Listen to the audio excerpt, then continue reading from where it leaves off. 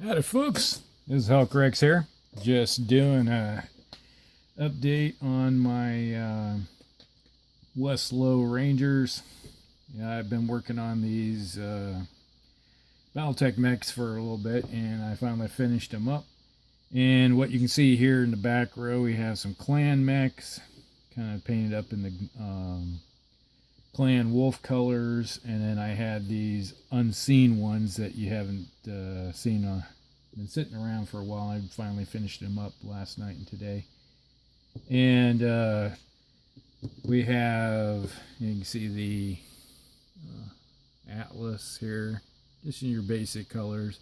Nothing too fancy. I just put a little bit of work into them to get them looking nicer than I had when I originally painted them. Oh my gosh, almost 30 years ago. It's been a while. And that's my archer. Here's one of my favorites. I always can't go to war without a warhammer. Nice having a couple warhammers around, or 6 or 10 or 12. Yeah. And we got an old Thunderbolt with, here we got back here just for reference. Here's the newest Thunderbolt in the game, and here's Thunderbolt number 2, the new generation.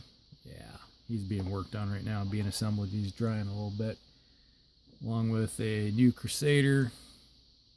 Add another Crusader to the mix. I need to get a new Centurion.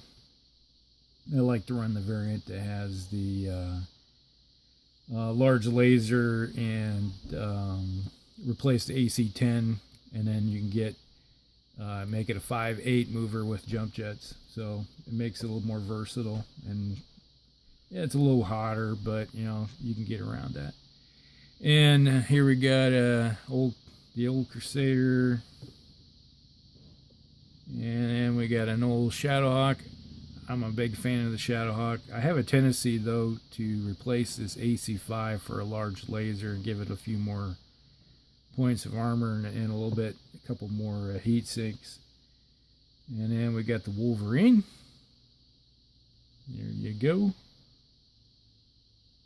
Yep, that's the Wolverine. And you can't go to war without a Hunchback or 2 or 3, 4, maybe 5.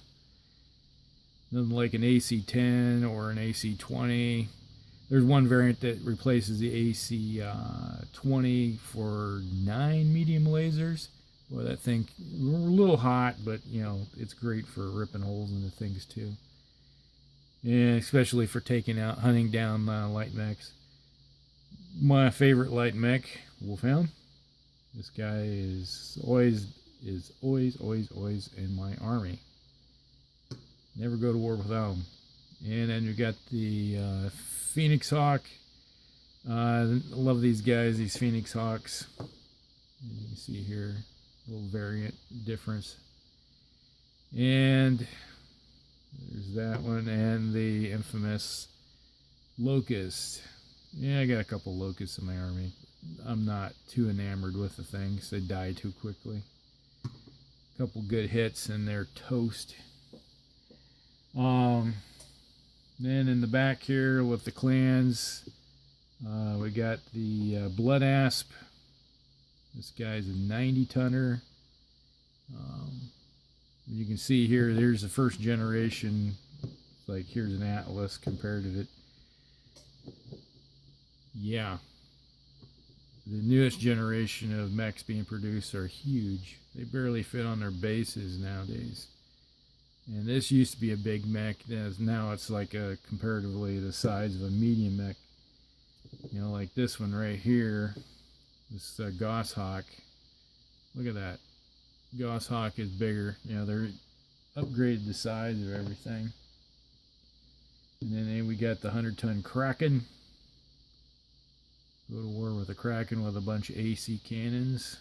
I like the one where they replace the AC-2s with some AC-5 Ultras. The AC-2s is like, plink, plink, plink. Yeah, it doesn't do much for the weight. I'm never a fan of an AC-2. I'd rather have an AC-5 or replace it with a laser. Here we got the Mad Cat 2. Just your basic Mad Cat 2. All ready to rock and roll. Alright, so that's the update. Oh yeah, I think I've maybe showed this guy before. This is sitting off the side of this Banshee. This is one of the plastic ones that come out of the box set. They're not that great looking for plastics, but they were cheap, you know, for when you got them out of the box. But that's the update right now for the Battletech stuff.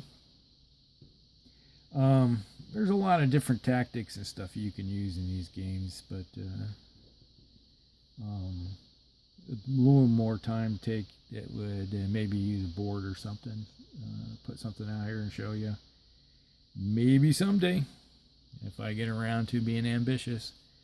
But here's some of the unseens, re-seens, unseen, whatever you want to call them, from some of these guys are from before 1990 when I picked them up and first painted them. So, except for this guy, he's been around a little later in life.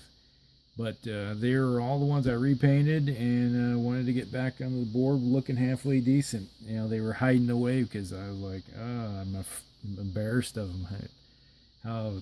But it kind of showed the painting skill.